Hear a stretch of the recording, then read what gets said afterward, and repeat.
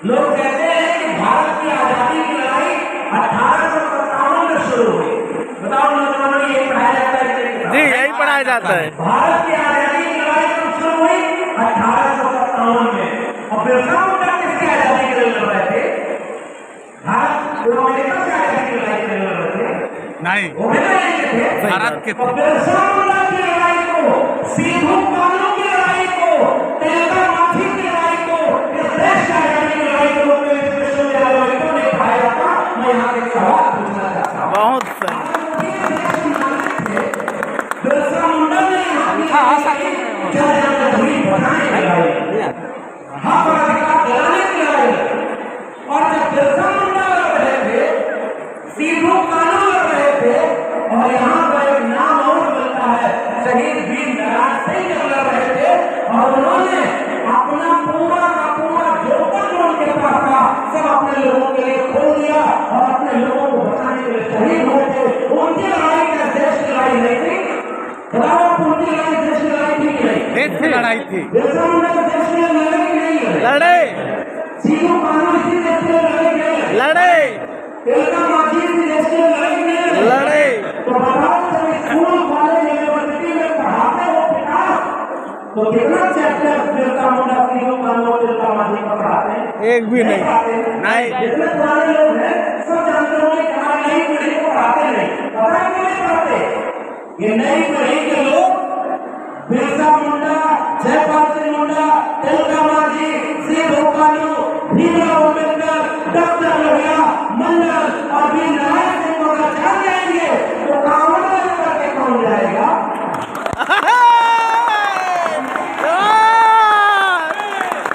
अगर ये अपनी लड़ाई को जान जाएंगे तो बताओ, अगर ये जितने आदिवासी सब एकजुट हो जाए तो ये जल जमीन बेचने देंगे क्या? नहीं। क्या बिरसा मुंडा कहते थे कि हमारी लड़ाई हिंदुओं के खिलाफ, बाहरी लोग, और जंगल में घुस करके बाहरी लोगों को पूरा खदान देते रहे हो, और उसके बाद एक दिन में कह रहे हो कि लाखों पेड़ काट दिए जाएंगे। मैं एक बात कहना चाहता हूँ, बहुत सारे पढ़े लिखे और वरिष्ठ लोग भी हैं और नौजवान भी हैं। भारत का नक्शा उठाना, भारत के नक्शे पर एक नक्शे पर हर जगह जहाँ जहाँ खनिज संसाधन हो, कोयला हो, हीरा हो, खनिज संसाधन हो, उसको भर देना, और जहाँ जल जंगल हो अगले नक्शे पर उसको भर देना, और तीसरे नक्शे पर जहाँ जहाँ आदिवासी हैं उनको भर दीजिएगा। तीनों नक्शे को जब एक के ऊपर एक रखेंगे तो जहाँ जल जंगल जमीन है, जहाँ खनिज है, वहाँ आदिवासी है। इसका मतलब अगर आदिवासी न होता तो ये दुनिया रहने लायक नहीं बची होगी। भारत का लागू नहीं होती। दुनिया में जल जंगल जमीन बचाने का क्रेडिट अगर किसी को जाता है तो इस दुनिया के आदिवासियों को जाता है।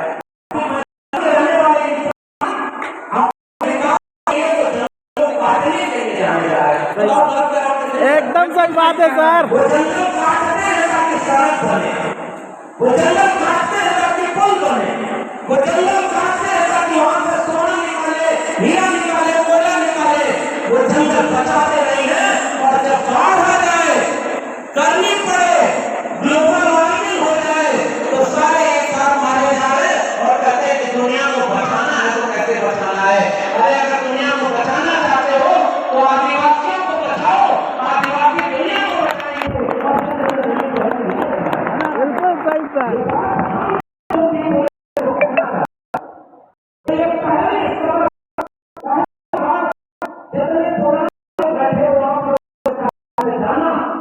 तो अपने बेटे और बेटी को एक रोटी कम खाना, एक कपड़ा कम पहनना, एक मकान कम बनाना, लेकिन एक एक रुपया छोड़ करके अपने बेटे और बेटी को शिक्षा जरूर दिलाना,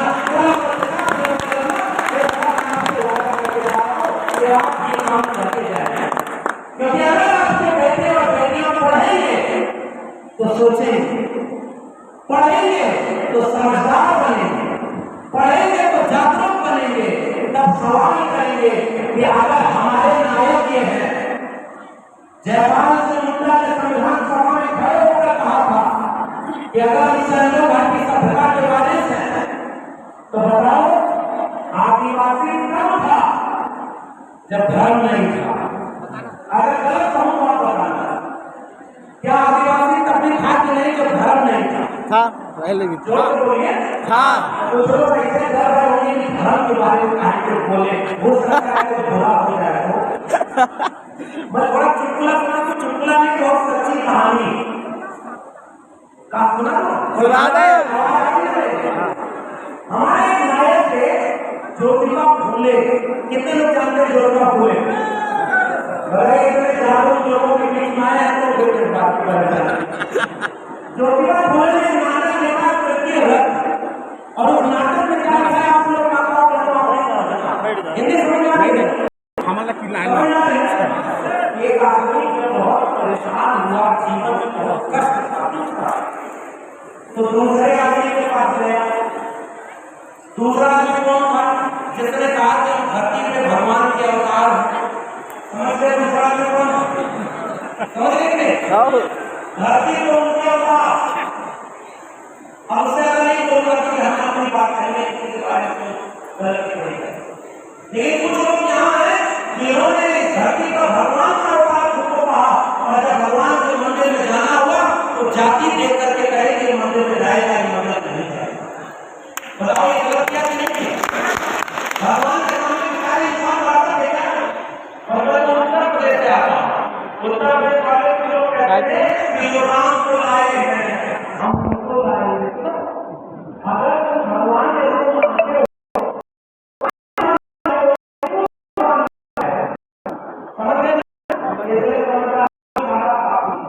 कुछ बातें केवल इशारे में कहूंगा। एक आदमी एक तोता था, तो उसका दोस्त जब दरवाजे पर बांधा था, तो जब उसका दोस्त आता था तो तोता उसको देख के कहता था पागल आ गया, पागल आ गया। वो आदमी बड़ा खराब लगता था। फिर दूसरे दिन आया तो तोता उसको देख के कहा कि वो पागल आ गया। तो उस दोस्त ने अपने दोस्त से शिकायत की, यार तुम्हारा तोता बहुत बदमाश है, कि जब उसको देखता है कहता पागल आ गया, पागल आ गया। तो वो आदमी आया और तोते से कहा, सुनो ये हमारा सबसे प्यारा दोस्त है, कल से जब ये आए तो तुम मत कहना इसको कि पागल आ गया। तोता कहा।